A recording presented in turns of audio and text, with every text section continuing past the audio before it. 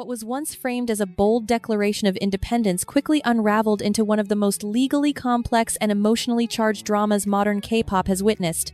At the center of the storm stood Danielle, a core figure of NewJeans, whose future, reputation, and trust within the group would soon be placed on the line.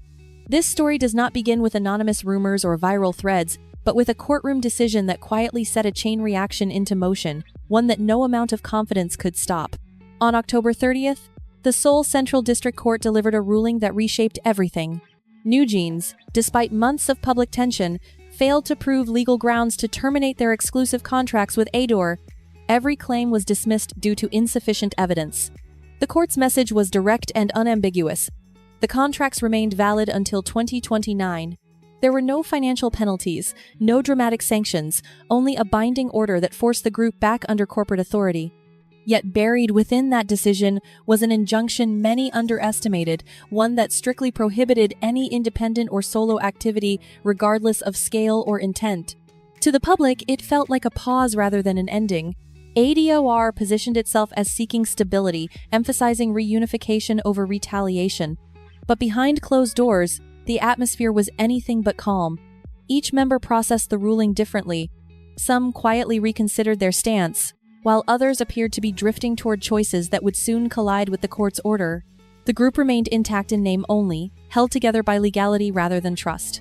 This chapter is not yet about betrayal, but about the fragile silence that followed a legal storm, a silence heavy with unanswered questions. Because within weeks of the ruling, actions taken out of sight would begin to raise doubts no court document could address. Who truly intended to return and who had already crossed a line that could not be erased? If you want to understand how this ruling became the spark for a far deeper collapse, make sure to follow the channel, subscribe, and stay with us as the story continues. As the legal dust settled, it became clear that the fallout from the court's decision was no longer just contractual, but deeply personal. Less than 2 weeks after the ruling, ADOR released a carefully worded statement that immediately shifted public perception. Only 2 members of NewJeans had formally expressed their intention to return to the company. The statement emphasized respect for the court's decision, thoughtful reflection, and discussions held with their families. On the surface, it sounded like the first step toward healing. In reality, it exposed an imbalance that could no longer be ignored. Almost immediately, confusion followed. The remaining members released a separate statement of their own, announcing that they too intended to return. But the timing was off. The wording was uncoordinated. And notably, the announcement had not been aligned with ADOR. What should have been a unified message instead raised quiet alarms within the industry. ADOR responded cautiously, stating that it was still reviewing the sincerity and consistency of the members' intentions. The gap between public statements and private understanding was growing wider by the day. Behind the scenes, meetings stretched on endlessly. Parents sat in the room. Lawyers clarified injunctions. Emotions ran high. Some families appeared open to rebuilding trust and moving forward under the court's ruling. Others remained entrenched in suspicion, shaped by narratives that had been circulating for months. Reports began to surface suggesting that certain members had been exposed to distorted interpretations of the situation, blurring the line between protection and manipulation. The injunction was still active. The contracts were still binding, yet not everyone seemed to be operating under the same understanding of those rules. As discussions stalled, one name began appearing more frequently not in public statements, but in whispered concern: Danielle. While others were navigating a difficult path back toward compliance, questions emerged about whether she had already taken steps that placed her beyond reconciliation. The issue was no longer simply about returning to ADOR, it was about whether trust, once fractured, could survive at all. And standing at that crossroads, one silent decision was already setting the next collapse into motion. By the time winter arrived, uncertainty surrounding Danielle had hardened into confrontation. While ADOR continued individual discussions with members and their families, one reality became increasingly clear in private. Unlike the others, Danielle's negotiations were not moving toward resolution. They were unraveling. Each meeting ended with more distance, more resistance, and fewer options left on the table. What had once been framed as disagreement was now edging toward irreversibility. On December 29th, ADOR released a statement that sent shockwaves through the fandom. Danielle's exclusive contract had been officially terminated. The wording was precise, restrained, and heavy with implication. The company stated that after extensive discussions, it had become impossible to continue together with Danielle as both an artist and a member of NewJeans. There was no emotional language, no public blame, only the quiet finality of a door closing. What followed was even more unsettling. ADOR announced that legal responsibility would be pursued against a member of Danielle's family and a former executive, identifying them as key figures behind the dispute and the group's delayed return. In that moment, the narrative shifted. This was no longer a misunderstanding between artist and company. It had become open conflict, with legal consequences extending beyond the idol herself. The timing spoke volumes. While other members were reflecting, reassessing, and in some cases accepting the court's ruling, Danielle stood alone. ADOR emphasized that one member chose objective reflection and realignment, while another did not. The implication was unmistakable. This was not a sudden fallout, but the result of prolonged resistance and broken trust that could no longer be repaired. Speculation intensified as reports suggested the termination was linked not to words, but to actions taken during the injunction period. Actions that, if confirmed, would represent more than defiance. They would signal a direct violation of a court order, and once that boundary was crossed, there was no path back.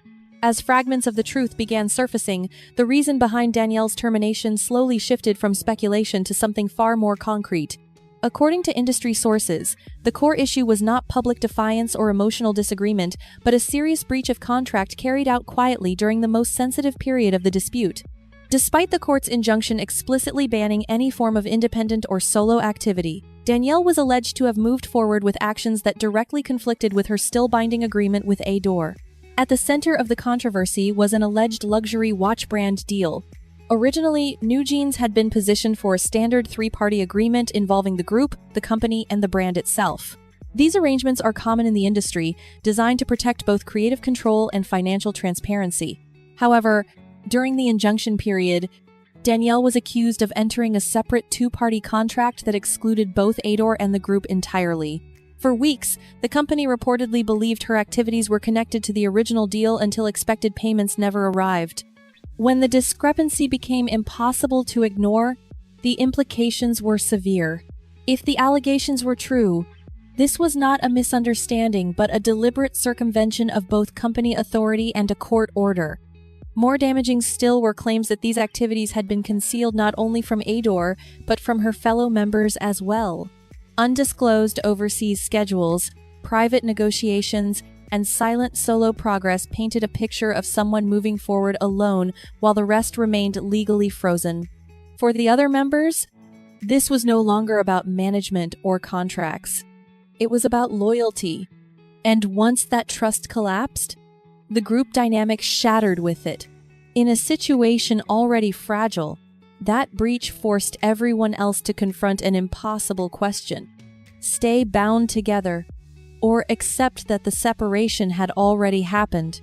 As the fallout continued to spread, attention shifted toward a figure who had remained mostly unseen until the very end. Behind the scenes, Danielle's mother was increasingly described as a central force shaping decisions from the earliest stages of the dispute. Allegedly positioned as both protector and strategist, she was said to have encouraged separation from ADOR while maintaining close communication with former executives and external interests. What was framed as liberation slowly revealed itself as a path filled with irreversible consequences. Reports suggested that her influence extended beyond Danielle alone. Meetings were delayed. Messages became fragmented. Other families were exposed to conflicting narratives that deepened confusion at a critical moment. In particular, Hanni's situation drew scrutiny, as language barriers and unfamiliarity with the legal system left her especially vulnerable to misinformation. When she later returned to Korea and spoke directly with the company, the tone shifted. Reflection replaced resistance. And with that shift, the group's future quietly changed direction. By the end, NewJeans no longer stood as five. Contracts were terminated.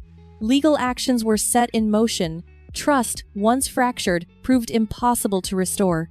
What began as a united stand against authority unraveled into a web of private deals, parental influence, and choices made under pressure. And at the center of it all stood Danielle, isolated, facing consequences no contract could quantify. If you want to stay updated as this story continues to unfold, make sure to subscribe, like this video, share your thoughts in the comments, and stay tuned for the next chapter. This isn't over yet.